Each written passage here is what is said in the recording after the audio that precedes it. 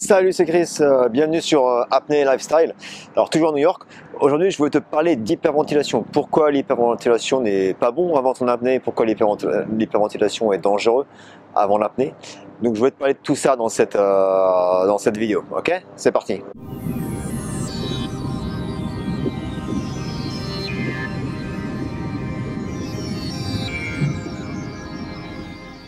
Petit appel à l'action avant de commencer cette petite vidéo. Si tu aimes ce que je fais, s'il te plaît, ce serait cool de t'inscrire à ma chaîne YouTube pour que je vois combien de personnes me suivent et si vraiment ça vaut le coup que je continue à faire ces vidéos. Moi, je m'éclate bien à faire ça et ça m'intéresse vraiment de partager tout ça avec toi. Mais si tu aimes ce que je fais, ouais, partage et inscris-toi à ma chaîne YouTube. Et tu peux aussi cliquer sur la petite cloche. Ça va te permettre d'avoir les notifications dès qu'il y a une nouvelle vidéo qui sort. Ok? Donc voilà. Donc maintenant, parlons hyperventilation. Alors je sais pas si tu te souviens, je sais pas si tu as déjà vu le film Le Grand Bleu avec Jack Mayol et Enzo. Le fameux film Le Grand Bleu. Alors si tu l'as pas vu, je te conseille d'aller le voir. Hein. C'est un des films cultes pour l'apnée. Un film qui a été réalisé par Luc Besson il y a quelques vingtaines d'années ou 30 années maintenant. C'est un super film, faut vraiment que tu le vois si tu l'as pas vu. Et si tu l'as vu il y a très longtemps, n'hésite pas à le revoir encore une fois, c'est vraiment excellent. Je sais pas si tu te souviens de cette scène de ce japonais, donc tu as le japonais avec son équipe derrière qui est en train de se préparer pour sa plongée, qui fait de l'hyperventilation à bloc et qui donc fait une syncope, qui tombe dans les pommes avant de faire sa plongée. Donc c'est typiquement ce qui peut t'arriver si tu fais de l'hyperventilation avant ton apnée, que ce soit de l'apnée pure ou de la chasse sous-marine on va dire. Ne jamais faire de l'hyperventilation juste avant ton apnée. Ok, donc je t'explique tout ça dans cette vidéo. Pourquoi ne pas faire cette hyperventilation. Donc qu'est-ce qui se passe en fait quand tu fais de l'hyperventilation? Je ne sais pas si au niveau oxygène et au niveau CO2. Quand tu fais de l'hyperventilation, c'est ce genre de respiration, ok? L'hyperventilation, quand tu respires super rapidement et tu inspires et tu expires super rapidement. Donc ça c'est de l'hyperventilation. Qu'est-ce qui se passe quand tu fais de l'hyperventilation exactement en termes d'oxygène et en termes de CO2? En termes d'oxygène, ton niveau d'oxygène il reste le même. Okay, tu ne vas pas augmenter ton niveau d'oxygène dans le sang, au niveau du cerveau. Quand tu es ici, là tu me regardes tu me regardes en vidéo, ton sang il est saturé à 98-99% en oxygène. Okay, tu ne peux pas le saturer plus que ça. Donc tu ne vas pas ajouter plus d'oxygène. Ce que tu vas faire, c'est que tu vas expulser le CO2, le dioxyde de carbone. Okay, donc le dioxyde de carbone, c'est le gaz déchet de l'oxygène. Quand tu utilises de l'oxygène, quand ton corps utilise l'oxygène, le CO2 est créé et après tu vas expirer du CO2, entre autres. Donc quand tu fais l'hyperventilation, tu expulses du CO2 et tu n'augmentes pas ton niveau d'O2. Mais par contre, tu vas diminuer ton niveau de CO2. Okay, donc ça, c'est super important de comprendre ça déjà, la première chose. Deuxième chose, qu'est-ce qui va se passer en termes d'envie de respirer?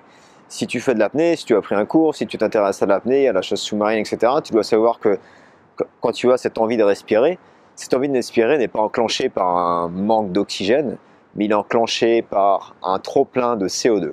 Okay, donc ton corps, ton cerveau envoie un signal à ton diaphragme et tu commences à avoir ces contractions. Et le but ici, c'est ton corps, il veut expulser ce trop-plein de CO2. Tu as encore plein d'oxygène à ce niveau-là. Okay, donc très important de comprendre ça. L'envie de respirer est enclenchée par un trop-plein de CO2 et non pas par un besoin d'oxygène. Donc qu'est-ce qui va se passer après en termes d'envie de respirer? Si tu fais de l'hyperventilation avant, donc du coup tu vas expulser beaucoup de CO2 et donc tu vas commencer ta plongée avec un niveau de CO2 plus bas, un niveau de dioxyde plus bas. Donc qu'est-ce qui va se passer en termes d'envie de respirer? Ton envie de respirer va revenir plus tard. Ok, là tu vas me dire, ok, bah c'est cool, du coup j'ai mes contractions plus tard. Oui, le problème c'est que ces contractions pour toi, pour nous c'est super important.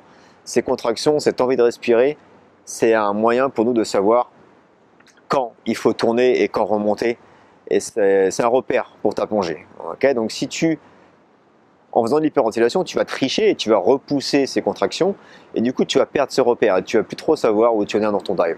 Donc ça c'est la première chose par rapport à l'hyperventilation. Tu vas retarder, donc c'est comme si tu allais tricher en fait. Tu vas tricher pour tes contractions, mais tu vas perdre ton repère. Donc du coup, si tu perds ton repère pour tes contractions, peut-être que tu vas rester plus longtemps sous l'eau, tu vas retenir ta respiration plus longtemps, tu vas peut-être aller plus profond, je ne sais pas. Tu vas pousser tes limites. Pendant ce temps-là, au bout d'un moment, ton niveau d'oxygène il va commencer à descendre. Peut-être que quand tu vas commencer à ressentir ta première contraction, bah, tu vas déjà être hypoxique avec un niveau d'oxygène bas. Le temps que tu remontes, tu n'as plus beaucoup d'oxygène et tu vas tomber dans les pommes, tu vas faire une syncope, tu vas faire un blackout. Ou peut-être même que tu ne vas même pas ressentir cette envie de respirer, ces premières contractions, et tu vas tomber dans les pommes avant de ressentir cette envie de respirer. Okay, donc ça c'est la première raison pourquoi l'hyperventilation est pas bonne pour l'apnée, pour la chasse sous-marine. Okay. Première raison, le premier risque de cette hyperventilation, c'est de faire une syncope, de faire un blackout super rapidement, super facilement. Okay, et au niveau de l'hyperventilation, il y a plein d'autres signes et symptômes aussi qui vont se passer et qui ne vont pas te permettre de partir relax et d'avoir une plongée relax. Donc la première, c'est quand tu fais l'hyperventilation, tu peux essayer de faire l'hyperventilation pendant 30 secondes sur ton lit, ou alors allonge-toi et tu vas voir que tu vas commencer à avoir des vertiges, tu vas avoir la tête qui tourne. Donc ça, c'est un des symptômes de l'hyperventilation. Ce qui se passe, c'est quand tu fais l'hyperventilation, on appelle ça la vasoconstriction cérébrale. Donc le pH de ton sang, il augmente. Tes vaisseaux sanguins vont devenir de plus en plus petits ou de plus en plus vont se fermer petit à petit. Et du coup, tu vas avoir moins de sang à aller vers le cerveau et moins d'oxygène également. Donc ça, c'est le premier symptôme de l'hyperventilation, la vasoconstriction cérébrale, cerebral vasoconstriction en anglais. Tu vas aussi, quand tu fais l'hyperventilation, en général, ton cœur il augmente. Donc si ton cœur il augmente, si les pulsations de ton cœur augmentent, tu vas consommer plus d'oxygène. Donc c'est pas vraiment ce que tu veux faire avant ta plongée. Tu as plutôt envie de te relaxer, de ralentir les pulsations de ton cœur et de te sentir relax avant ta plongée. Ça a créé aussi de l'adrénaline, du stress, un peu l'hyperventilation. Donc c'est pas ce que tu veux non plus pour commencer ta plongée. Tu vas aussi risquer d'avoir des picotements au niveau des lèvres, des engourdissements au niveau des membres, au niveau des doigts, au niveau des orteils. Tu peux avoir une perte d'équilibre également. Tu vas avoir une vision assez trouble aussi, où tu vas avoir des étoiles, comme on dit souvent quand tu tombes dans les pommes. J'ai vu les étoiles et après je suis tombé dans les pommes. Et donc évidemment, donc, tu peux faire un blackout ou avoir une syncope. Alors attention, là je dis bien avant ta plongée.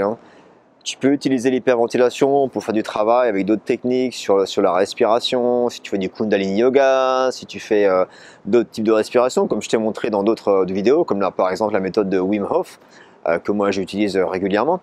Il n'y a pas de souci, juste ne pas le faire juste avant ta plongée. Okay, 10, 15, 20 minutes avant ta plongée, ne pas faire de respiration et plutôt ne pas faire d'hyperventilation et plutôt faire une respiration de relaxation comme la vidéo que je t'avais montré, je te remets le lien ici. Une respiration qui va te permettre de te relaxer, de ralentir les pulsations de ton cœur, de ralentir donc la consommation d'oxygène et de te préparer mentalement aussi pour ta plongée. Okay, donc s'il y a un seul truc que tu dois te rappeler de cette vidéo, c'est hyperventilation, risque de syncope, donc c'est dangereux. Donc surtout ne pas faire d'hyperventilation avant ta plongée. Et souviens-toi également de jamais plonger tout seul, plonger toujours avec un ami et aussi un ami apnéiste ou freediver qui peut t'aider en cas de syncope, donc qui connaît les procédures de sécurité et les procédures de secourisme. Dernière petite chose que je voulais te dire, ce mercredi, donc mercredi prochain, je vais faire un Facebook Live, ce sera la première fois que je fais ça. Je vais faire un petit Facebook Live pour répondre à tes questions. Donc ce sera 19h heure française. J'ai mis exprès à 19h parce qu'en général les gens sont plus au travail, j'espère. Donc du coup je ferai un Facebook Live à 19h, donc n'hésite pas à me rejoindre. Et puis comme ça tu pourras me poser les questions directement en live sur Facebook via ma page Facebook. Donc je te remets le lien ci-dessous dans la description. Voilà, j'espère que ça t'a plu cette petite vidéo. J'espère que tu comprends mieux pourquoi l'hyperventilation n'est pas bonne pour toi juste avant ton apnée. Ou c'est peut-être juste un rappel pour toi. Ce qui est très bien. Voilà, c'est ce, moi je te laisse, je vais rentrer parce que je me les caille grave. Et surtout n'oublie pas, rêve ta vie et vis tes rêves. Ciao.